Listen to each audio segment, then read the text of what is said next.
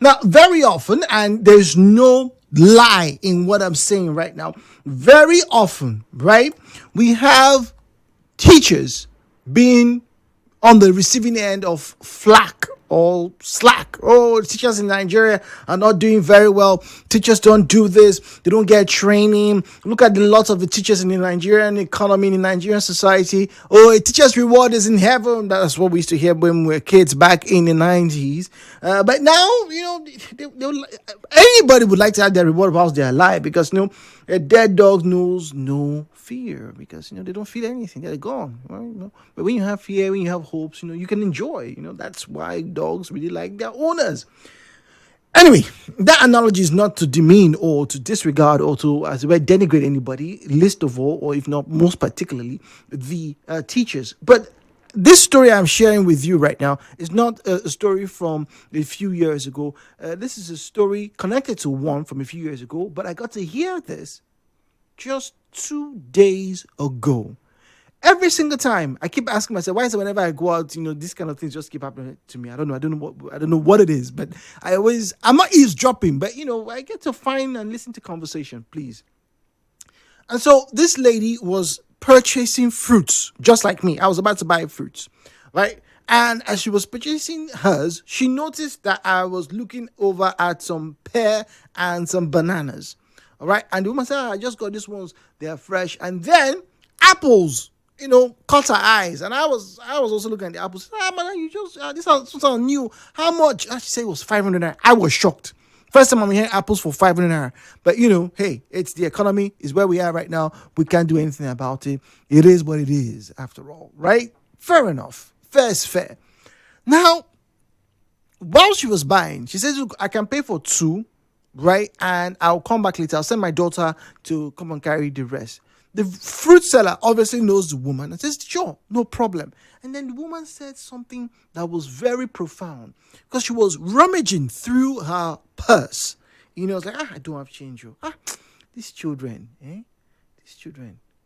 Anyway, we'll do our best. And then the fruit seller said, which children again? He said, the children from my school now. We do one small inter-house sport. Many of them come school. They never chop. So you need to see how the children were just dragging me and say, auntie, I'm not eating. What you want me to do now? And so I get to buy some. And then as she spoke, I remembered a few years ago that this was the same experience many teachers that I spoke to around River State were experiencing. And yes, this is not to say the female teachers are better, but you can understand why children would gravitate towards the feminine figure, the motherly instinct of many a female teacher. I heard that some teachers were sharing their meals with children in secondary school and primary school. I heard, this is about 5 or 6 years ago, I heard that some of the teachers, right, knew the children who were facing trauma at home, that the children will be telling the teachers, oh, my daddy is beating my mommy. And so they knew the students who, I don't know how many of you have had this experience. You wonder why school is done. Closing bell has been rung, right? But some children just want to stay in school. Some children don't want to leave the sides of their teachers. Some children don't want to leave their friends who are playing, who are waiting for their parents. You know how, like Jude those days, that his father used to forget him in school. And because he used to work far away, by the time he comes to school, it's almost 5 o'clock, right? Now, there were some children who were like that. But they had parents. But there were children who just wanted to stay in school and continue to play. There were children who would wake up and they were ecstatic. Why? Because they are going to school. Children were being molested. Are being molested. Even as we speak, because we just don't know the reports. But the teachers know. Ladies and gentlemen, this is a very somber and very, once again, heavy conversation to have. The teachers know. And how are these teachers coping is my question for us this morning. Those who share, you'll be amazed, particularly in government schools, right? And maybe some smaller private schools that don't have, 1.5 million as their tuition fee or whatnot, right? In some private schools, in some schools in general, but primary, particularly primary school, you will find some teachers who are acting as surrogate mothers to students. You will find teachers who are the protectors of these children. The child has a problem. The child doesn't report to the mommy or the daddy. The child runs to the parent.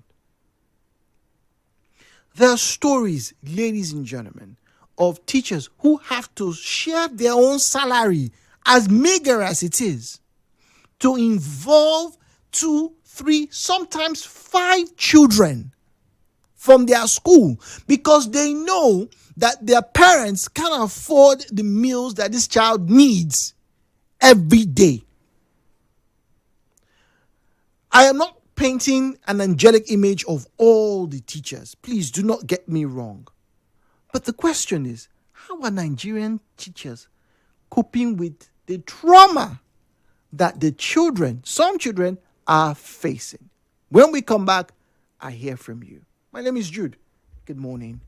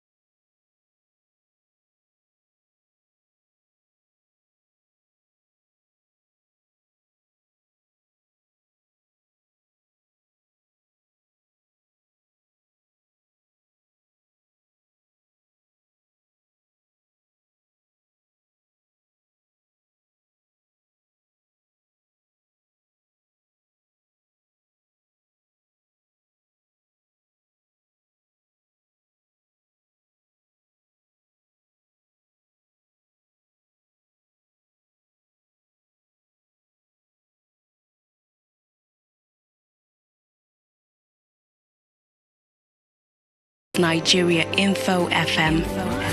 Nigeria Info. Let's talk.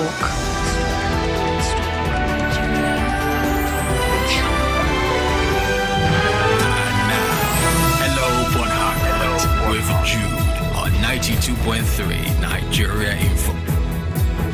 017-923-0002, 0817923-0007, 0817923-0002, 0817923-0003. At Nigeria Info PH, at Nigeria Info PH is where you find us on Facebook and X at Nigeria Info PH. Then please do send us a message to the WhatsApp number if you cannot get us on telephone. Would like to get to read your messages because it's a very integral part of the conversation. It's a feedback. Please, the number is 0809 030 6416, 0809 030 6416. Once again, the WhatsApp number where you send us messages only is 0809 030 6416, 0809 030 6416. Once again, call us and share your view on our conversation. My question this morning is about teachers and the work that they do beyond just teaching A, B, C's, and D's. My question this morning, should you choose to join in, is this: how do Nigerian teachers cope with trauma children face at home? These teachers are doing more than just telling them how to remember, the Niger River and the Zambezi rivers.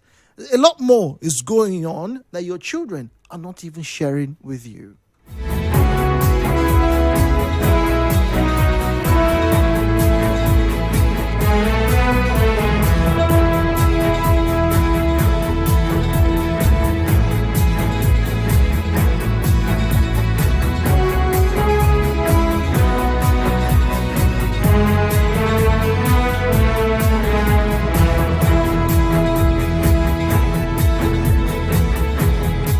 All right, messages. Let's start with our messages. This morning, this one here says, yes, Jude, good morning. A lot of teachers are exactly doing what you are saying. They are paying for the meals, buying biscuits, sometimes even the food they cook from their houses, and they are sharing with the children. And all of this is going unnoticed. Most people think the teachers are just there to extort from the children. It's not true. Teachers are dealing with the troubles and the troubled children in their schools. Anonymous with that comment. Okay. All right. This one says, good morning to you. Thumbs up. Good morning to you. Good morning, Jude. Yes, the power actually was restored in my area. Okay. All right. I'll take this. This has to do with power. Okay. Another confirmation. Okay. About the power at Eliozu. Thank you very much. Very appreciative. But let's come back to our conversation right now. We're talking about teachers and the trauma that they are handling or they are dealing with. Ideally, the teacher, and when you're talking about teaching children, you're meant to educate them, develop them, be the guide, to their exposure into the world, at different stages. So primary and secondary. That's my focus this morning. And I'm reminded, right, from some information that was shared with me a few years ago. I'd totally forgotten about it until 2 years ago.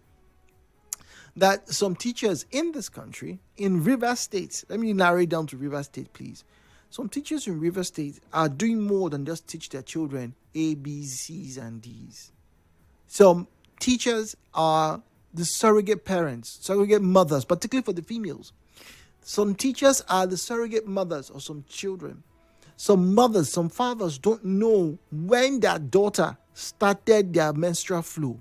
It is the teachers that know. When somebody beat them or when somebody did something wrong, the parents don't know. And yes, it's a good thing, and maybe it's part of the job description. That's an argument for another day. But we're talking about things that are going on in the family that's affecting the child that the parents are not dealing with. Imagine a teacher knowing that the father, apart from the father being abusive, that the father has multiple girlfriends. Oh, my daddy has other girls apart from my mommy, and my mommy is always complaining. How does a child of 10, 12 process that? And then when that child comes to school and see other parents who are hugging and playing with the child cannot relate. And so it's now left to the teacher to manage this child's expectation, deal with the trauma of what's happening at home. Another teacher once alluded that the son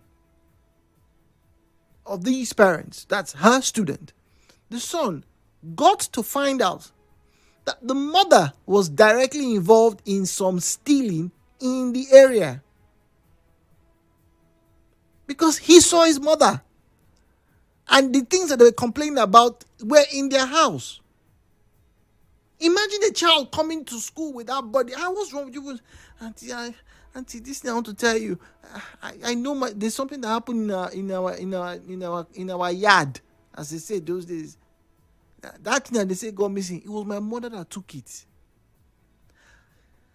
Imagine you being a teacher, and look, teachers are doing